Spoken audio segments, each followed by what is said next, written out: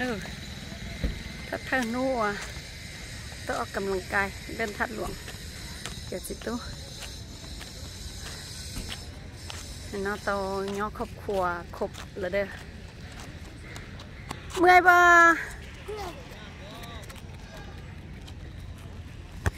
ต้องคิดหรอโอเคครับป้าออกกำลังกายมื้อแรกสู้เหนื่อยสู้เมื่อยแหงลูกสายล้าเมื่อยแหง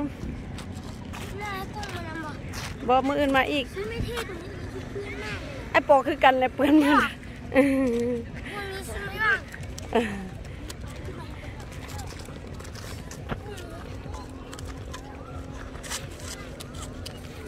สู้เมื่อยแหงกันบ้าน2 ข้อค่อยทำที่รถเมล์แล้วป้าอื่นไปแท้คนเริ่มหลายขึ้นเขาจะเริ่มเต้นแล้วเด้อพุ่นย่างไปพุ่นยังกลับมาอีกเขาจะให้เต้นฟรีป่ะแม่บ่ได้จ่ายเงินเลยเมื่อยแหงมาออกกำลังกายเมื่อทำอิฐเมื่อยแหงไปกินน้ำไปนั่งไปรถพุ่น